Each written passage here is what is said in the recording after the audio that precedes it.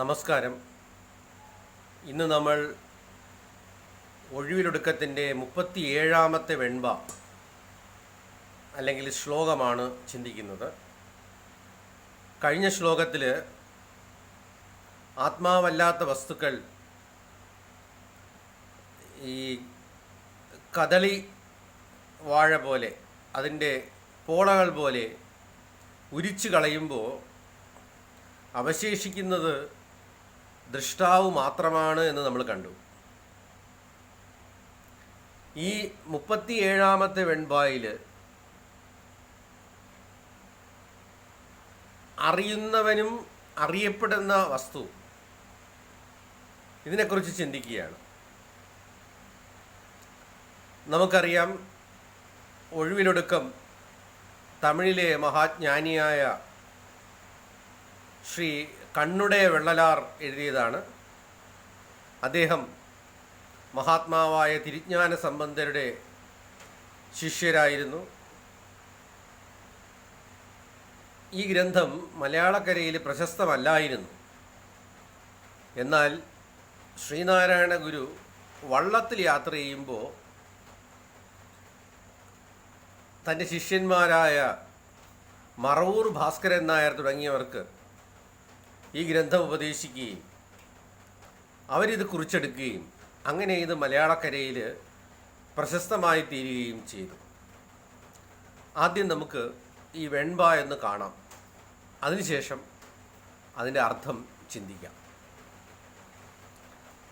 തമ്മാലറിന്തതെല്ലാം താമല്ല, എൻഡുരൈത്താർ ചുമ്മാ വിരുപ്പതുവായി തോன்றாதோ, விம்மியறிந்த தலை வாயடங்கும் அவ்வளவே அல்லாள், தெரிந்திடுமோ நீயே தெளி.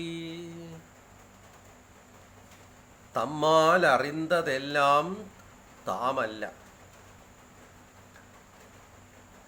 നമ്മളും അറിയപ്പെടുന്ന വസ്തു, അറിയുന്നവനും അറിയപ്പെടുന്ന വിഷയവും. അപ്പം നമ്മാൽ അറിയപ്പെടുന്നതെല്ലാം നാമല്ല. നമ്മൾ അറിയുന്ന വസ്തുക്കൾ എന്തായാലും നമ്മളല്ല. അപ്പോൾ അറിയുന്നവനെ നമുക്ക് വിഷയി എന്നും അറിയപ്പെടുന്ന വസ്തുവിനെ വിഷയമെന്നും പറയാം. നമ്മൾ ഈ പുറമേയുള്ള പഞ്ചേന്ദ്രിയങ്ങളാൽ അറിയപ്പെടുന്ന വസ്തുക്കളെ വിഷയവസ്തുക്കൾ, അപ്പം അത് നമ്മളല്ല എന്നറിയുന്നതിന് പ്രയാസമില്ല. അവയെ അറിയുന്ന ഇന്ദ്രിയങ്ങൾ, കാരണം ഇന്ദ്രിയങ്ങൾക്കും പിറകിൽ മനസ്സുണ്ട്. അപ്പോൾ ഇന്ദ്രിയവും വിഷയമാണ്. ഈ മനസ്സിൻ്റെ പിറകിൽ മനസ്സിനെ കാണുന്ന സാക്ഷിയുണ്ട്. അതുകൊണ്ട് മനസ്സും വിഷയമാണ്. അപ്പോൾ എണ്ണി നോക്കുകയാണെങ്കിൽ ഈ വിഷയങ്ങൾ തൊട്ട് മനോബുദ്ധി അഹങ്കാരങ്ങൾ വരെയുള്ള എല്ലാ വസ്തുക്കളും വിഷയങ്ങളാണ്. അങ്ങനെയുള്ള വിഷയങ്ങൾ തീർച്ചയായും ആ വിഷയങ്ങളെ അറിയുന്ന വിഷയിൽ നിന്നും ഭിന്നമാണ്. അപ്പോൾ അറിയുന്നവനെ നമുക്ക് സബ്ജക്റ്റ് എന്നും അറിയപ്പെടുന്ന വസ്തുക്കളെ നമുക്ക് ഓബ്ജക്റ്റ് എന്നും വിളിക്കാം. അപ്പോൾ ഈ അറിയപ്പെടുന്നതെല്ലാം ഓബ്ജക്ട്സാണ്, അത് ആത്മാവല്ല. അറിയുന്നവനാണ് ആത്മാവ്.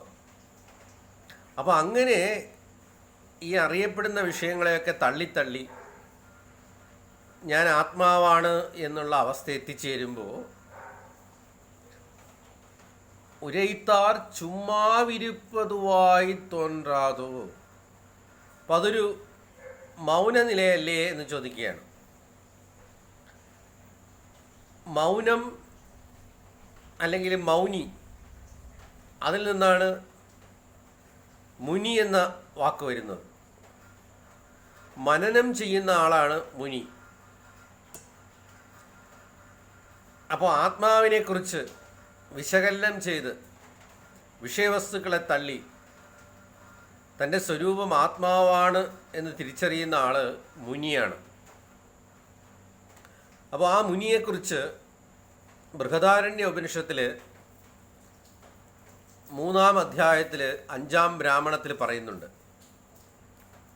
തസ്മാത് ബ്രാഹ്മണഃ പാണ്ഡിത്യം നിർവിദ്യ ബാല്യേന തിഷ്ഠാസീത് ബാല്യം ച പാണ്ഡിത്യം ച നിർവിദ്യ മുനിർ മൗനം ച നിർവിദ്യ അത ബ്രാഹ്മണഃ അതോ അന്യഥാർത്ഥം. അപ്പോൾ ബ്രാഹ്മണൻ എന്ന് വെച്ചാൽ ബ്രഹ്മത്തെ അറിയുന്നവൻ. പാണ്ഡിത്യം നിർവിദ്യ, പാണ്ഡിത്യം എന്ന് വെച്ചാൽ ആത്മജ്ഞാനത്തെ നേടുക. ഈ ഗുരുവിൽ നിന്നും ഉപനിഷത്തുക്കളിൽ നിന്നും അതുപോലുള്ള ഗ്രന്ഥങ്ങളിൽ നിന്നും ആത്മജ്ഞാനത്തെ നേടി, അതാണ് പാണ്ഡിത്യം. നിർവിദ്യ ബാല്യേന തിഷ്ഠാസേത്, ബാല്യഭാവത്തിലിരിക്കണം. നമുക്കതിനെ വേണമെങ്കിൽ ഒരു ബാലൻ്റെ അല്ലെങ്കിൽ ഒരു ഇന്നസെൻ്റ് ആയിട്ടുള്ള അവസ്ഥയിലിരിക്കുക എന്ന് ചിന്തിക്കാം. പക്ഷേ ശങ്കരാചാര്യർ അതിന് അർത്ഥം കൊടുത്തിരിക്കുന്നത് ബലത്തോടുകൂടി, ബലഭാവത്തോടുകൂടി ഇരിക്കുക. ആത്മജ്ഞാനം വരുമ്പോൾ നമുക്ക് ബലമുണ്ടാകും. അപ്പോൾ ആ ബലത്തോടു കൂടിയാണ് നമ്മൾ ആത്മാവിൽ നിഷ്ഠയെ പ്രാപിക്കുന്നത്. വിഷയവസ്തുക്കളിൽ നിന്നും പിന്തിരിയാനായിട്ട് ഇവ തന്നെ ആത്മവസ്തുവിൽ നിന്ന് അകറ്റുന്നതാണെന്ന് മനസ്സിലാക്കി പുറമേ കാണുന്ന ഏടാകൂടങ്ങളിൽ നിന്നൊന്നൊക്കെ പിൻവലിഞ്ഞ് ആത്മാവിൽ നിഷ്ഠയെ പ്രാപിക്കാനായിട്ട് ബലം വേണം. നമ്മൾ വിചാരിക്കും ചുമ്മാ ഇരിക്കുന്ന ആളിന് ബലമില്ല, അല്ലാതെ ഈ ഓടി നടന്ന് ഓരോ കാര്യങ്ങൾ ചെയ്യുന്ന ആളുകൾക്കാണ് ബലം കൂടുതലെന്ന് വിചാരിക്കും. ന്യായമാത്മാ ബലഹീനേന ലഭ്യ, ഈ ആത്മജ്ഞാനം ബലഹീനന്മാർക്ക് കിട്ടുകയില്ല. അപ്പോൾ നല്ല ആത്മബലമുള്ള ആളുകൾക്ക് മാത്രമേ ഈ ആത്മാവിൽ നിഷ്ഠയെ പ്രാപിക്കാൻ പറ്റൂ. വീക്ക്ലിങ്സ് ആയിരിക്കുന്ന ആളുകൾക്ക് ആത്മജ്ഞാനം ഉണ്ടാവുകയില്ല. അപ്പോൾ നല്ല മനോബലം ആത്മജ്ഞാനത്തിന് ആവശ്യമാണ്. അങ്ങനെ ബാല്യഭാവത്തിൽ വരിക. അങ്ങനെ ബാല്യഭാവത്തിൽ ബാല്യം ച പാണ്ഡിത്യം ച നിർവിദ്യ മുനിർ. അപ്പോൾ ഈ പാണ്ഡിത്യവും ബാല്യഭാവവും, അതായത് ബലത്തോടു കൂടിയിരിക്കുന്ന ഈ ആത്മജ്ഞാനം, വിഷയങ്ങളിലൊക്കെ നിവൃത്തമായിട്ട് ആത്മാവിൽ നിഷ്ഠയോടുകൂടിയിരിക്കുന്ന ആ ബലഭാവത്തിൽ എത്തിയാൽ മുനിയായിത്തീരും. അങ്ങനെ മൗനം ച നിർവിദ്യ, ആ അടുത്ത അവസ്ഥയിലാണ് ബ്രാഹ്മണ ബ്രഹ്മത്തെ അറിഞ്ഞവനായിത്തീരുന്നത്. അപ്പോൾ ഈ മുനി ഈ വിഷയങ്ങളെയൊക്കെ തള്ളി, ഈ വിഷയങ്ങളൊക്കെ അറിയപ്പെടുന്നതെല്ലാം അന്യമാണ്, അത് കാണുന്നവനിൽ നിന്ന് അന്യമാണെന്ന് മനസ്സിലാക്കി അതിനെയൊക്കെ വിശകലനം ചെയ്ത് ആത്മാവിൽ നിഷ്ഠയെ പ്രാപിച്ച ആ അവസ്ഥയാണ് മുനിർ. അപ്പോൾ അങ്ങനെ ഇരിക്കുമ്പോൾ വിമ്മിയറിந்த തലൈ വായടങ്കും അവളവേയല്ലാൾ. ഒരു എക്സാമ്പിൾ പറയാണ്, ഒരാളുടെ തല വെട്ടിക്കളഞ്ഞു. അപ്പോൾ ആ തല തെറിച്ച് വീണു. ആ തലയ്ക്ക് പറയാൻ പറ്റുമോ എൻ്റെ തല വെട്ടിയെന്ന്? അതൊന്ന് വാ തുറന്നിട്ട് അതങ്ങ് അടയ്ക്കും. അല്ലാതെ അതിന് എൻ്റെ തല വെട്ടിയെന്ന് പറയാനുള്ള ശക്തിയില്ല. അപ്പം അതുപോലെ ഈ ദേഹാദികളെ തന്നിൽ നിന്ന് വേർതിരിച്ച് മാറ്റുമ്പോൾ അതിന് തലവെട്ടിയ എഫക്റ്റാണ്. ആത്മാവ് ഇതിൽ നിന്ന് ഭിന്നമാണെന്ന് മനസ്സിലാക്കുമ്പോൾ തന്നെ ഈ ശരീരാദികളോട് ചേർന്നിരിക്കുന്നതിൽ ജ്ഞാനിക്കൊരു ലജ്ജയുണ്ടാവും. അപ്പോൾ ഏതുപോലെയെന്ന് വെച്ചാൽ ഈ പാമ്പ് ചട്ടയെ കഴറ്റുന്ന പോലെയാണ്. ഈ പാമ്പിൻ്റെ തൊലി ഇരിക്കുന്നിടത്തോളം അത് അതിൻ്റെ ഭാഗമാണ്. പക്ഷേ ആ ചട്ടയെ പാമ്പ് കഴറ്റിക്കഴിഞ്ഞാൽ പാമ്പ് പോലും അതിൻ്റെ അടുത്ത് പോകത്തില്ല. കാരണം അതൊരു അന്യവസ്തുവായി മാറിക്കഴിഞ്ഞു.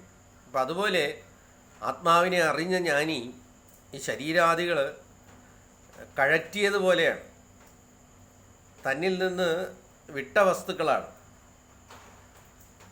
അങ്ങനെ അല്ലാൾ തെരിന്തിടുമോ നീയേ തെളി. അങ്ങനെ ഈ ആത്മവസ്തുവിനെ മനസ്സിലാക്കി തെളിയെന്ന് വെച്ചാൽ അറിഞ്ഞ് അത് മനസ്സിലാക്കൂ. ഇതാണ് ഈ ആത്മാവിനെ അറിയാനുള്ള വഴി.